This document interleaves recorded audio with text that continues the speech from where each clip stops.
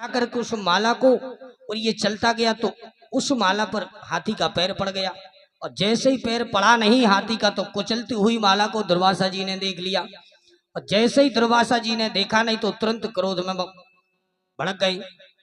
बोले ए इंद्र, अरे तू राजपद में श्री में मदान धो रहा है, मैं तुझे श्राप देता हूं कि जा जाकर के तेरा पद और श्री सब नष्ट हो जाए। जो इतना भयंकर शाप दिया नहीं कि शुक्राचार्य को पता चला। शुक्राचार्य दौड़े भागे सीधे दैत्यों के पास। बोले भैया बहुत अच्छा मौका है, आक्रमण कर दो देवताओं पर। क्यों? बोले इस समय में दुर्वासा जी ने शाप दिया है इंद्र के लिए। सुनते ही शुक्राचार्य जी की वाणी दैत्यों ने सीधे स्वर्ग पर आक्रमण बोल दिया। जैसे ही आक्रमण बोला नहीं कि आज दुर्वासा ऋषि से श्रापित समस्त देवता दैत्यों से हार गए, पूरा स्वर्ग खाली और दैत्यों का आधिपत्य स्वर्ग पर जम गया। देवता सब दौड़े भागे श्री हरि की शरण में गए। बोले प्रभु रक्षा करो। प्रभु मुस्कुराए, बोले देखो ये संतों का अपमान बार बार करके मेरे पास दौड़े चले आते हैं। भगवान ने कहा सुनो, इस समय तुम्हारा बल सब समुद्र में लिप्त हो गया है, समुद्र का मंथन करो, उसमें से अमृत निकलेगा। अमृत जब पान करोगे तब तुम्हारा बल वापस आएगा। बोले महाराज इससे इतने बड़े समुद्र का मंथन कैसे होगा? बोले ऐसे नहीं होगा। बोले सबसे पहले जाओ और जाकर के पहले दैत्यों से अनुमति लो।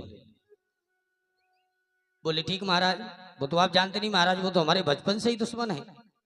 बोले नहीं, अपना कार्य सिद्ध करने के लिए शत्रु को भी मित्र बना लेना चाहिए। कैसे महाराज मित्र बना लेना चाहिए? तब एक सुंदर दृष्टांत में श्री हरि ने समझाया।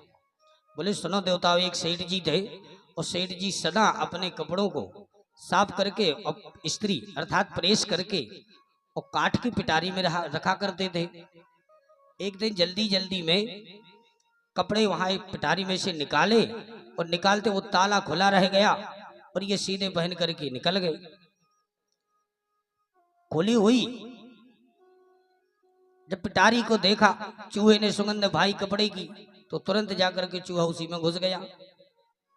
उसी समय एक सर्प आया और सर्प ने जब चूहे की सुगंध मिली तो वो भी घुस गया।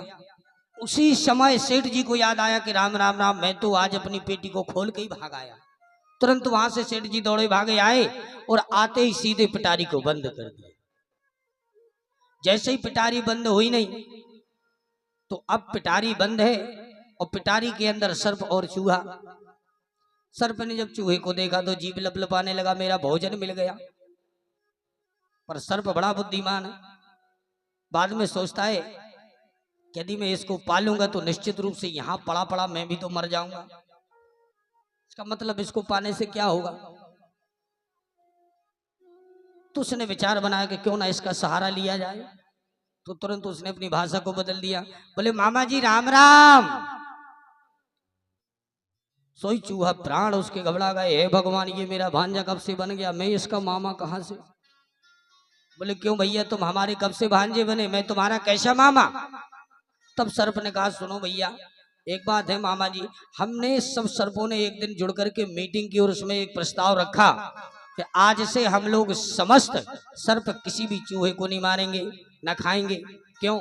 बोले देखो ना, आप अपने छोटे छोटे दांतों से नुकीले और बढ़िया से बढ़िया बिल बनाते हो और हम सर्प सीधे जाकर के उसी बिल में घुस करके तुमको खा लेते हैं। इसका मतलब बोले आपके बनाए हुए मकान में हम लोग राज करते हैं, जब हम लोग आपको खाएंगे तो जब आप लोग नहीं रहोगे तो हमें रहने के लिए मकान कौन बनाएगा। इसलिए महाराज हमने मामा जी आप लोगों को खाना बंद कर दिया। तब चूहे की जान में जान आई, हे भगवान आप तो बच गया, चलो कम से कम दोबारा ऐसा तो नहीं ये लोग करेंगे। पर सर्प कहता है मामा जी बड़े बुरे फंसे। कैसे फंसे? बोले आप देख नहीं रहे हो कहीं निकलने की जगह नहीं है। सोई चूहा ने बोला अरे भांजे तुम अभी मामा का कमाल देख, 2 मिनट में।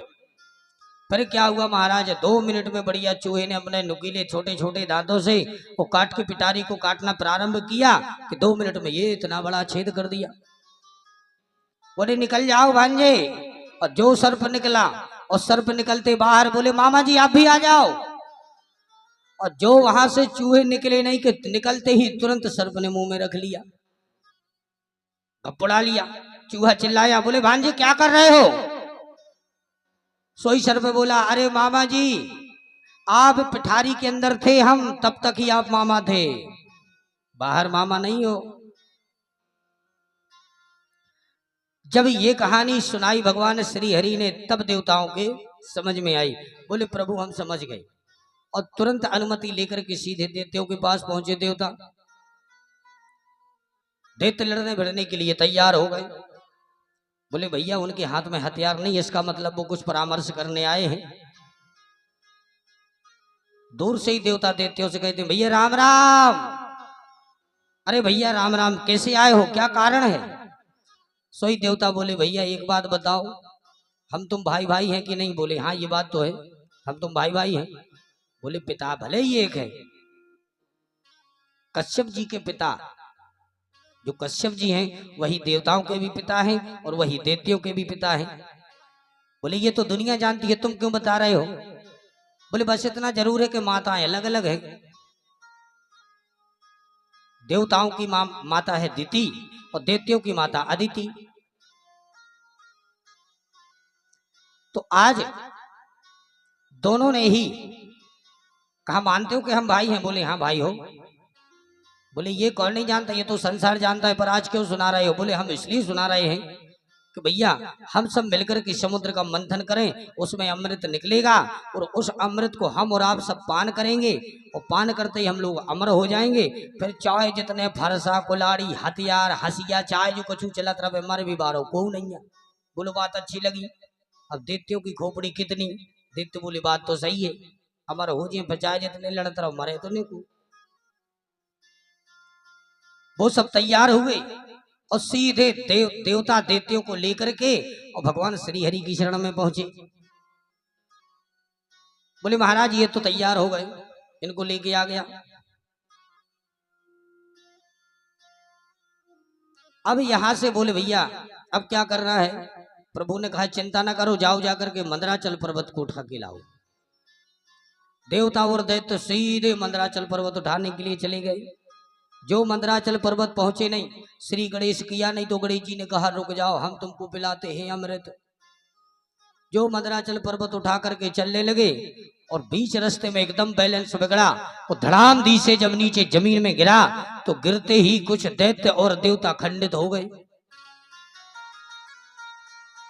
जैसे ही खंडित हुए नहीं दौड़े भागे आए भगवान के पास। बोले प्रभु पर्वत तो उठाए उठता नहीं है, समुद्र का मंथन क्या खाक करेंगे?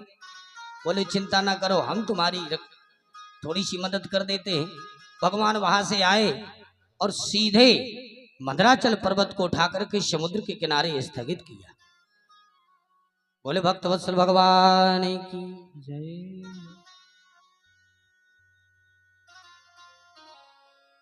बोले अब रई का काम कौन करेगा? बोले जाओ जाकर के बासुकी नाग को तैयार करो। देवता और दैत्य दोनों पहुंचे सीधे बासुकी नाग के पास। बासुकी नाग से आज्ञा ली। बासुकी नाग के पास पहुंचते ही दूर से भैया राम राम।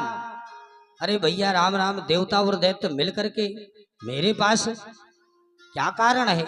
सारी कथा व्यथा सुनाई। बोले महाराज हम समुद्र का मंथन कर रहे हैं और हम चाहते हैं कि आप जाकर के मंदराचल पर्वत में लिपट जाओ और हमारा थोड़ा सा सहयोग करो, उसमें से अमृत निकलेगा हम लोग पान करेंगे। बासुकी नाग ने कहा भैया समुद्र का मंथन तो ठीक है, अरे मंदराचल पर्वत में हम एक दो गुड़ेरी मारेंगे, उसमें से कोई हमारी पूंछ तानेगा, कोई हमारा मुंह तानेगा पकड़ के तो खेचा ताने हम अपने शरीर की करवाएंगे और अमृत तुमको पिलाएंगे। बोले भैया इतना बड़ा परोपकार हमको नहीं करना। तब देवता और दैत्य बोले महाराज क्षमा करें, उसमें से आपको भी हिस्सा दिया जाएगा। जब ये देवता और दैत्य मिलकर के बोले कि हिस्सा मिलेगा, तब बासुकी नाग तैयार हुए। विचार किया चलो भैया यदि हिस्सा मिलेगा तो थोड़ी बहुत हम भी उसमें अपना सहयोग कर देंगे। तो बासुकी नाग चल पड़ा। अब वहां बासुकी नाग